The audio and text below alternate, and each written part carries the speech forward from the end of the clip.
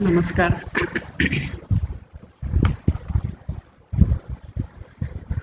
आज भगिनी निवेदिता की जयंती है और उस उपलक्ष्य में पूरे भारत भर में ही उनका स्मरण किया जा रहा है। उनके योगदान के बारे में हम चिंतन कर रहे हैं और उनका जो विशेष कार्य रहा सारे क्षेत्र में, उसके बारे में भी हमने चिंतन कर रहे करना जरूरी है।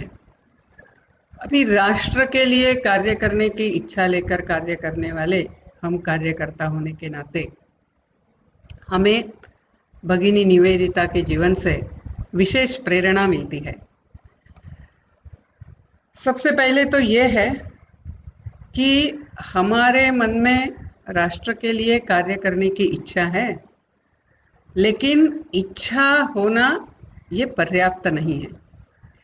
तो राष्ट्र के लिए कार्य करना है तो दो बातें और आवश्यक है। पहली इच्छा तो है ये मार्गारेट नोबल की भी थी और इसीलिए वो 28 जनवरी 1898 भारत पहुंची। लेकिन सिर्फ भारत की सेवा करना, भारत के लिए कार्य करना, उनके जो गुरु स्वामी विवेकानंद थे उनके लिए कार्य करना करके वो आई, लेकिन उतना होने से सच में हमारे हाथ से सही सेवा होगी ही ऐसा हम बता नहीं सकते हैं। तो दो बातें जो और आवश्यक है उसमें एक है कि हमने राष्ट्र को जानना है। यानी मैं जो सेवा का अर्थ निकालती हूँ, मैं जो राष्ट्र के लिए सही होगा ऐसा मैं सोचती हूँ और उसको मैं राष्ट्र के ऊपर, मेरे लोगों के ऊपर, मेरे समाज के ऊपर थोपती हूँ, तो मैं सही रूप से सेवा कर ही पा रही हूँ ऐसा नहीं कह सकते हैं। बहुत बार तो हम हानि ही कर सकते हैं।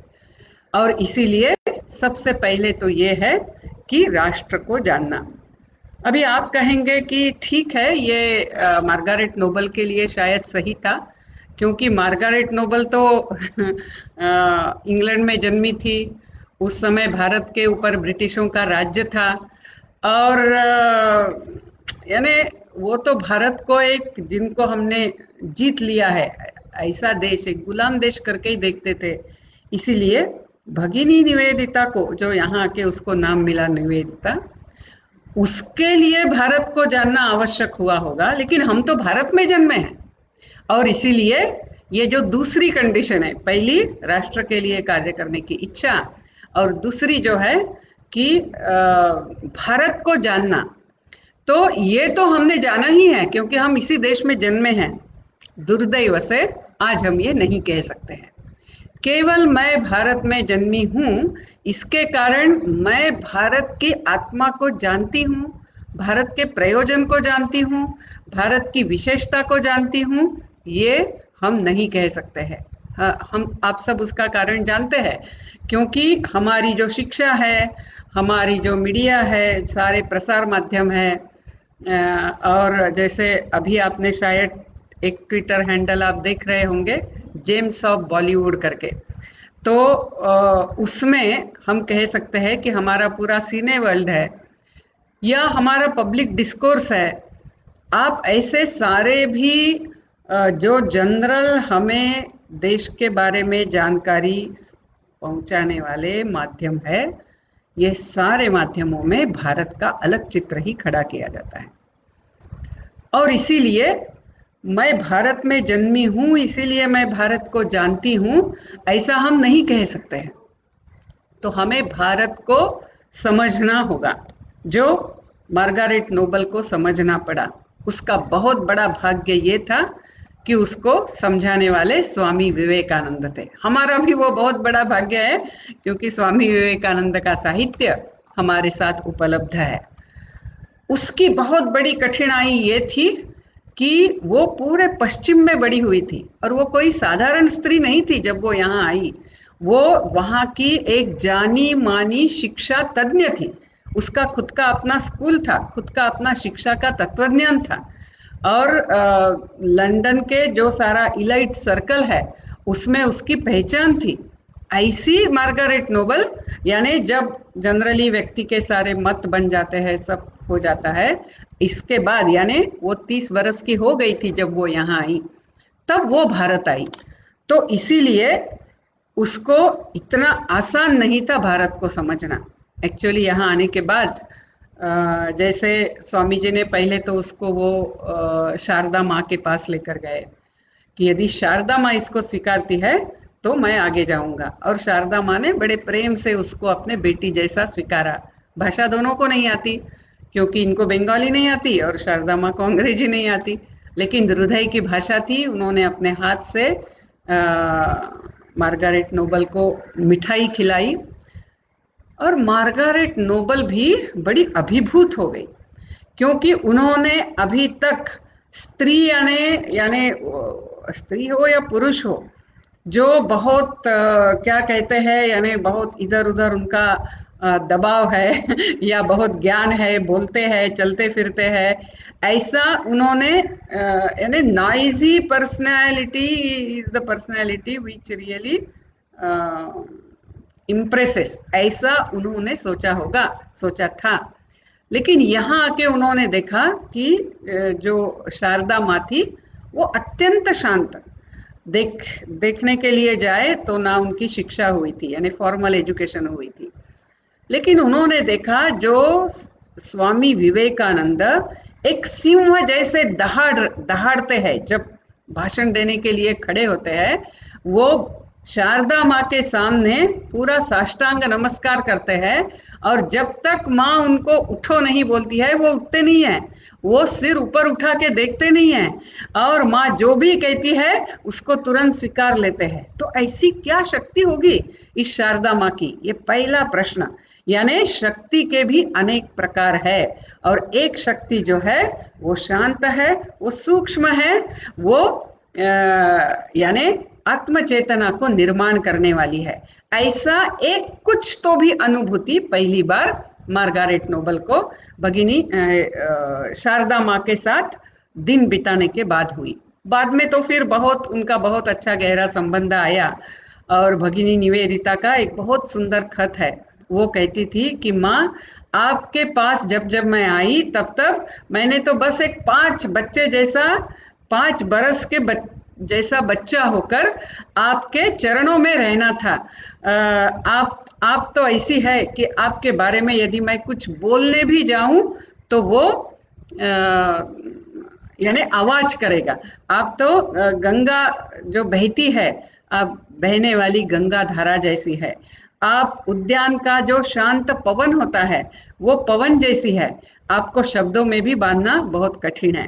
तो यानी जीवन एक ऐसी सूक्ष्म शक्ति होती है जो निर्माण कर सकती है, जो प्रभावित कर सकती है। ऐसा भी एक उनको समझा। दूसरा, स्वामी विवेकानंद ने उनको जो किया, वो कलकत्ता के जनता के सामने उन्होंने उनको प्रस्तुत किया। और तीसरा, उन्होंने उनको हिंदू धर्म की दीक्षा दी, और जिस दिन दीक्षा दी उस दिन उन्होंने उनको निवेदिता ये नाम दिया। और तब से अभी केवल नाम दे दिया इसीलिए भारत को समझा, ऐसा तो हो नहीं सकता है। एक्चुअली दीक्षा के कुछ दिन बाद ही स्वामी विवेकानंद ने एक बार निवेदिता को प्रश्न पूछा कि आप कौन से देश की है? तो उन्होंने कहा इंग्लैंड की। फिर उन्होंने कहा एक बार जो इंग्लैंड का नागरिक है वो इंग्लैंड का ही रहेगा।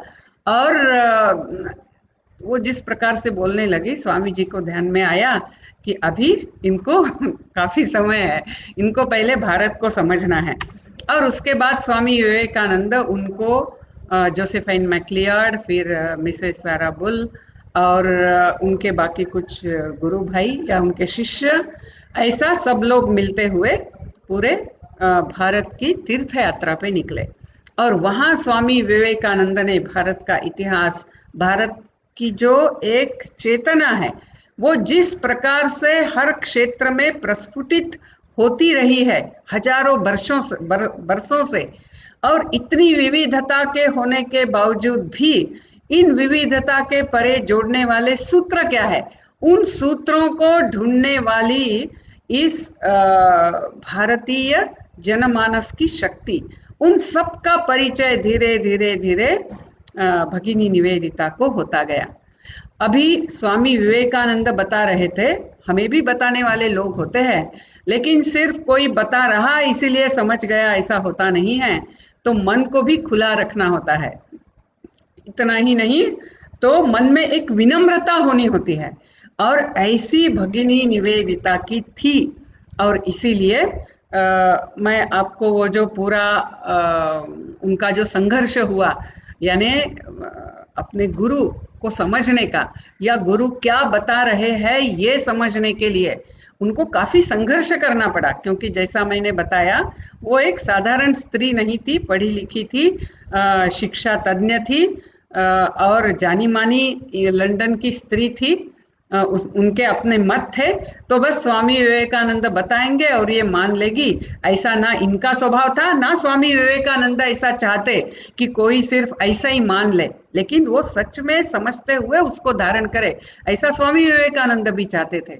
इसीलिए उनको काफी संघर्ष से जाना पड़ा। कल्पना कीजिए, भगिनी निवेदिता यानी मार्गारेट नोबल पहले की, भारत में आई, वो किसी संगठन पे यानी अपना सारा भार थोपते हुए आई, ऐसा बिल्कुल नहीं है। यानी कोई इंग्लैंड का संगठन उनको देखने वाला था, ऐसा भी नहीं है। वो यहाँ जो आई, वो स्वामी विवेकानंद को वो सिर्फ जानती थी और उनके शब्दों के ऊपर विश्वास रख के आई। लेकिन यहाँ आने के बाद जब प्रशिक्षण शुरू हुआ, स्वामी जी उनके विचारों पे ऐसे कठोर प्रहार करते थे कि कभी कभी निवेदिता बड़ी यानी हृदय में बड़ी पीड़ा वेदना महसूस करती थी। उनको लगता था कि क्या मैं मेरे गुरु जो बता रहे वो समझ पाऊंगी क्या। और उनके साथ जो बाकी स्त्रियां थी, एक स्त्री ने तो जाके स्वामी विवेकानंद को बोला कि क्या आप थोड़े मृदु नहीं हो सकते हैं। लेकिन बाद में भगिनी निवेदिता ने, ये बहुत महत्व का बिंदु है, हम सब ने ध्यान में रखना है, भगिनी निवेदिता ने अपने पुस्तक में the master as I saw him, उसमें वो लिखती है कि आज मुझे पता चला कि मेरे गुरु तब मेरे साथ इतने कठोर शब्द में क्यों व्यवहार करते थे, क्योंकि the great masters they destroy the personal object and place in its place the impersonal objective.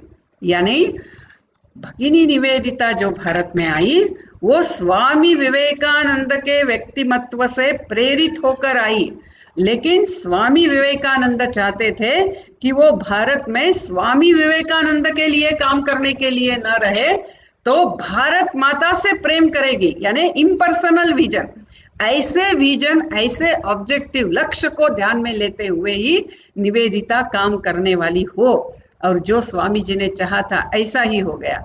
हम जानते हैं स्वामी विवेकानंद ने बहुत जल्दी समाधि ली, उसके बाद भगिनी निवेदिता चाहे वापस जा सकती थी, वो गई नहीं, और वो इस भारत माता के साथ इतनी एक रूप हो गई कि जैसे हम अपने घरों में देखते हैं ना कि बड़े लोग कभी कभी राम राम राम राम जय श्री राम वगैरह ऐसा कहते हैं, तो भगिनी निवेदिता जो थी वो कुछ हो जाने से वो भारत माँ कहती थी, यानी उनकी जो आराध्य देवता थी वो भारत माँ हो गई। विवेकानंद उनके गुरु थे, निश्चित थे, उनके प्रति उनका आदर भी था, लेकिन उनको स्पष्ट हो गया मैं यहाँ मेरे गुरु के लिए काम करने के लिए नहीं आई हूँ, मैं यहाँ भारत माता के लिए काम करने के लिए आई हूँ।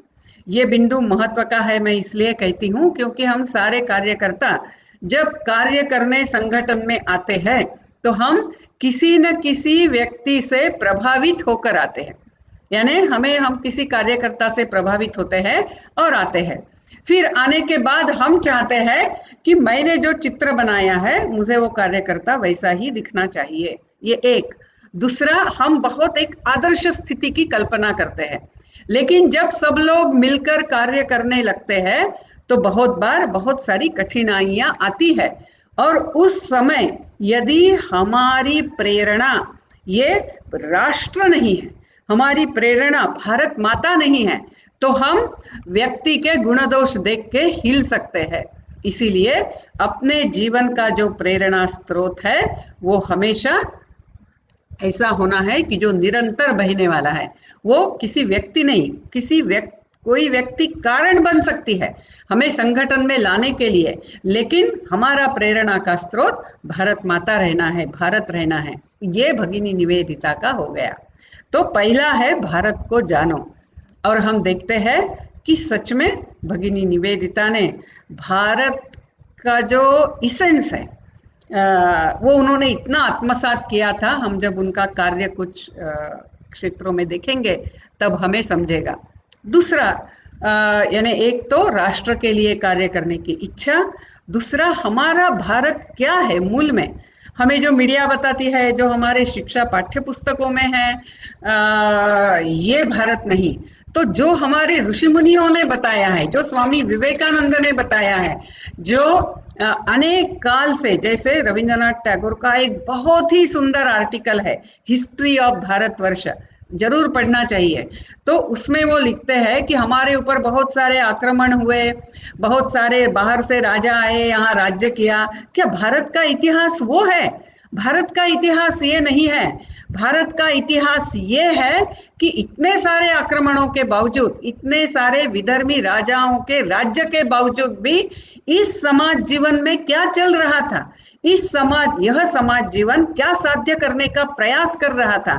यह समाज जीवन उस एकात्मता को, आत्मीयता को अपने जीवन में प्रकटित करने का क्या प्रयास कर रहा था, ये जानना ये भारत का सही इतिहास है।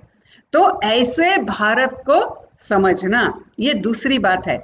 और तीसरा ऐसा है कि फिर इस राष्ट्र के लिए कार्य करने के लिए जो आवश्यक गुण है, उन गुणों को हमने अर्जित करना है। फिर चाहे हम जहाँ गए वहाँ की भाषा हो सकती है, जैसे भगिनी निवेदिता ने बहुत अच्छी तरह से बंगाली समझी, या फिर वहाँ के लोगों के भाव बिंदु क्या है, उनको क्या विषयों से बहुत जल्दी उनकी श्रद्धा जागृत होती है, ये समझना आवश्यक है। या अपने स्वभाव के कुछ ऐसे एंगुलरिटीज होती है जिसके कारण मैं लोगों के साथ काम नहीं कर सकती हूँ, मुझे बहुत जल्दी गुस्सा आता है, या मैं बहुत जल्दी डिप्रेशन में यानी निराशा में जाती हूँ। यदि ऐसे कुछ भी हमारे कमियां हैं तो उन कमियों को दूर करने का प्रयास, यानी खुद में बदलाव लाना। एक तो पहली इच्छा जो हम सबकी है, हम सारे कार्यकर्ता है। दूसरा हमारे राष्ट्र को सही तरीके से जानना, तभी हम राष्ट्र के लिए योग्य कार्य कर सकते हैं। और वो कार्य करने के लिए हम जो साधन है, तो उस साधन जितना परिशुद्ध होगा, जितना जीरो डिफेक्ट इंस्ट्रूमेंट होगा, उतना अपना कार्य भी अच्छा होता है। और इसीलिए अपना खुद को भी उस प्रकार से कार्य के लिए अनुकूल बनाना, और ऐसी निवेदिता की साधना रही है। जैसे स्वामी विवेकानंद चाहते थे कि यदि वो भारतीय स्त्रियों में काम करने वाली है तो वो उतनी ही सरलता से उन्होंने जीवन जीना है, और निवेदिता ने ये किया।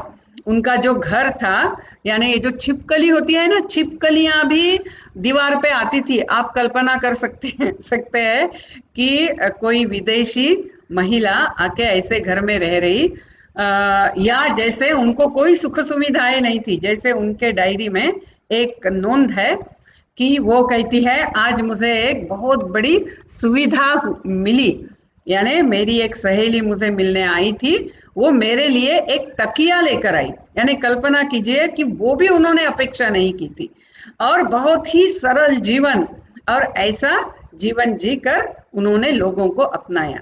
अभी हम देखते हैं कि भगिनी निवेदिता का, उन्होंने तो हर क्षेत्र में कार्य किया है, लेकिन भगिनी निवेदिता के कार्य को यदि हमें एक वाक्य में बताना है तो उन्होंने समाज जीवन के, राष्ट्र जीवन के हर क्षेत्र में राष्ट्र चेतना जागृत की, जो भी क्षेत्र। और उन्होंने अनेक क्षेत्रों को योगदान किया, चाहे शिक्षा हो, चाहे इतिहास हो, चाहे सेवा कार्य हो, चाहे स्वतंत्रता आंदोलन हो, चाहे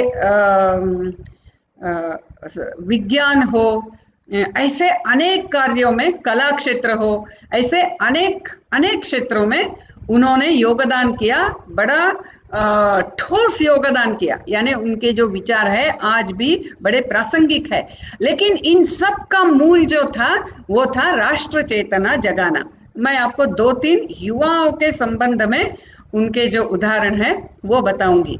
एक तो ऐसा था कि एक बार उनको बहुत सारे एक्चुअली युवा मिलने आते थे, क्योंकि वो उनसे बड़े प्रभावित थे।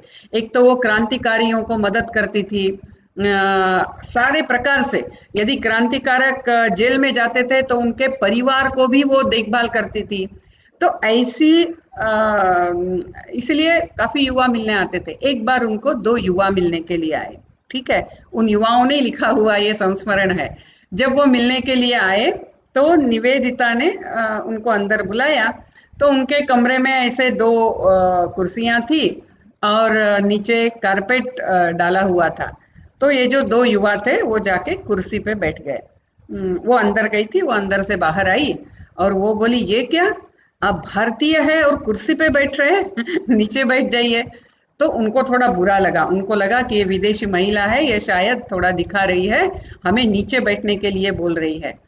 लेकिन जब वो नीचे बैठ गए, थोड़ी देर के बाद निवेदिता ने उनके साथ बातचीत की। फिर उन्होंने उनको बताया कि देखिए, अभी आप नीचे बैठे हैं ना सीधा एकदम अच्छा आसन लगा के, तो आप बुद्ध जैसे दिख रहे हैं और आपके पास इतनी अच्छी विरासत है। आप क्यों हमारी ये यानी विदेशों की आदतें आप क्यों ले रहे हैं। या एक बार वो एक कार्यक्रम में गई, स्वामी विवेकानंद के बाद उनको बहुत जगह भाषण के लिए बुलाया जाता था। तो जब वो स्टेशन से उतरी तो वहां आए हुए युवाओं ने हिप हिप हुर्रे शुरू किया। तो जब ये हिप हिप हुर्रे शुरू किया तो उन्होंने उनको एकदम रोक दिया। वो बोली, ये क्या है, ये तो विदेशों के घोष देने का तरीका है, हम तो सब भारतीय हैं, आप भारत माता की जय बोलिए और ऐसा कहते हुए उन्होंने उनको भारत माता की जय बोलने के लिए बताया। एक्चुअली उन्होंने फिर उनको ये भी सिखाया कि वाह गुरु जी की खाल से, वाह गुरु की फतेह, वाह गुरु जी की फतेह, ऐसा उन्होंने उनको बोलने के लिए बताया। फिर एक बार जब वो अवनींद्रनाथ टैगोर, नंदलाल बोस वगैरह ये सारे अपकमिंग आर्टिस्ट थे और वो जिस आर्ट इंस्टीट्यूट में पढ़ने जाते थे वहाँ के प्रिंसिपल को निवेदिता मिलने के लिए गई। और उन्होंने उनको बोला, उस प्रिंसिपल को, कि आप इनको सच में भारतीय कला का आविष्कार कर सके ऐसा सिखाइए, आप यूरोपियन विषय क्यों सिखा रहे हैं। तो उन्होंने कहा, see look, heroes are not born, sorry, heroes are not made, heroes are born. Then Nivedita said, no, heroes are not born, heroes are made by the pressure of heroic thoughts। यानी hero जो होते हैं, hero यानी, मैं ये cinema के hero नहीं बोल रही हूँ, हीरो यानी जो जीवन में कुछ उदात्त प्राप्त करते हैं। ये उदात्त विचारों के प्रवाह में जब खुद को लगा देते हैं तब ऐसे उदात्त कार्य करने वाले व्यक्ति निर्माण होते हैं। तो निवेदिता ने कहा, मैं करूंगी। और उन्होंने सच में ये नंदलाल बोस, अवनींद्रनाथ टैगोर वगैरह उनके साथ रेगुलरली इंटरेक्शन शुरू किया। फिर उन्होंने उनको बताया कि आप ये क्या कर रहे हैं, आप यूरोपियन विषय लेकर आप क्यों कला निर्मित कर रहे हैं, आप भारतीय विषय लीजिए, आप एक भारत माता की पोर्ट्रेट बनाइए। आप जानते होंगे सबसे पहली भारत माता की पोर्ट्रेट इन्होंने बना, इनके शिष्यों ने बनाई, यानी इन दोनों ने। और फिर बाद में बड़े होने के बाद उन लोगों ने बाद में एक भारतीय कला सिखाने वाली इंस्टीट्यूट भी शुरू की थी। या और एक उदाहरण है कि शायद 1904 का वर्ष था और युवाओं का ये हो रहा था कॉन्वोकेशन यूनिवर्सिटी का। लॉर्ड कर्जन उसमें आए थे और लॉर्ड कर्जन वो बहुत उद्धट थे, यानी वो कॉन्वोकेशन में आए हैं, लेकिन वो बता रहे हैं भारतीय युवा जो है ये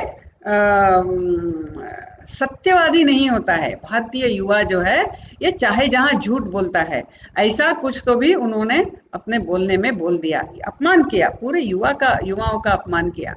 निवेदिता बैठी थी कॉन्वोकेशन में, उनके बाजू में जस्टिस बैनर्जी बैठे थे, वो ये सहन नहीं कर सकी। और ये इतना यानी क्या कहते हैं, इतना वेल रेड थी।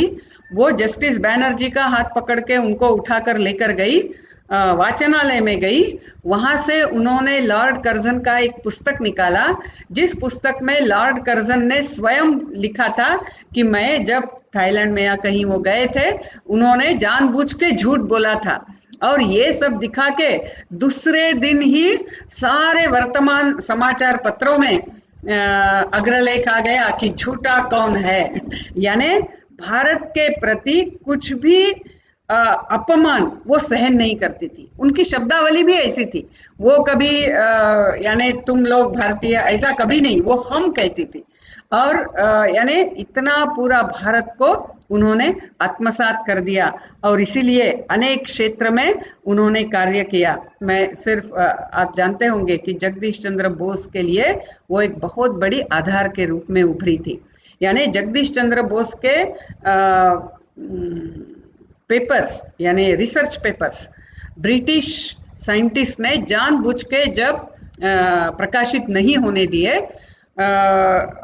यानी बहुत उदाहरण है उसके कि कैसे उन्होंने उनको दबाने का प्रयास किया, बहुत घटनाएं हैं, मैं वो नहीं बताऊंगी। तो एक क्षण ऐसा आया कि जगदीश चंद्र बोस बड़े हताश हो गए और उन्होंने सोचा कि कुछ नहीं हो सकता है। उस समय निवेदिता उनके पास गई, वो बोली कि नहीं, हम भारतीय इनकैपेबल नहीं है, ये मैं समझ गई।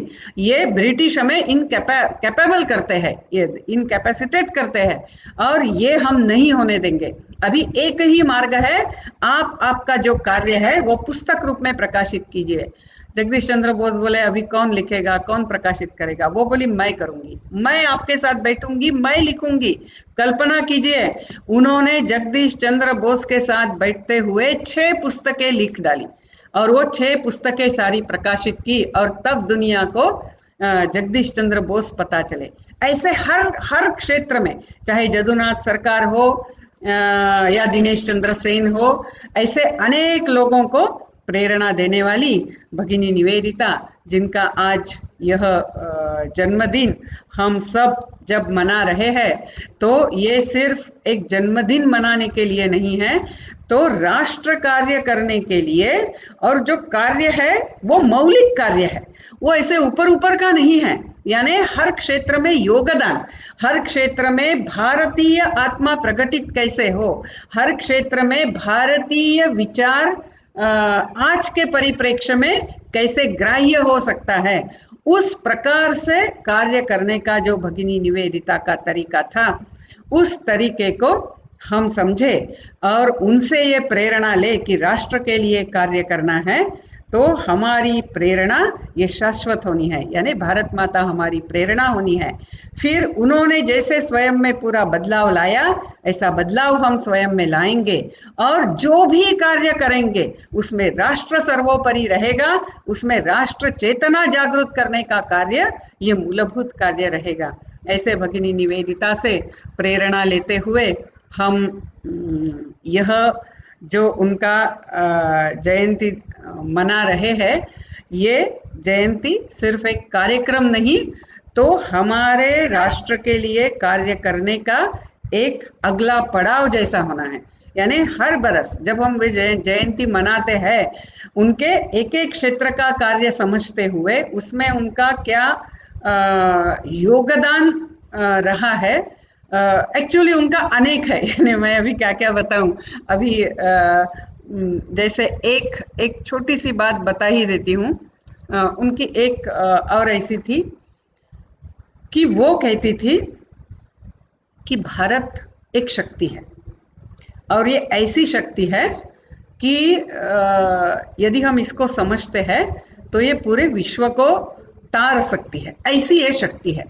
लेकिन इस शक्ति को यदि जागृत करना है तो हम सबको, यानी सारे भारतीयों को रोज बस 5 मिनट के लिए, 10 मिनट के लिए इस राष्ट्र को लेकर राष्ट्र के लिए प्रार्थना करनी है। और हम सबका जब मन एक हो जाएगा, जो वैदिक मंत्र है ना, संगच्छध्वम संवदध्वम समवो मनासि जानताम समाना हृदयानिवह समानीव आकूति। तो ऐसा सिर्फ भारत का होना है, बाकी भारत के पास सब कुछ है।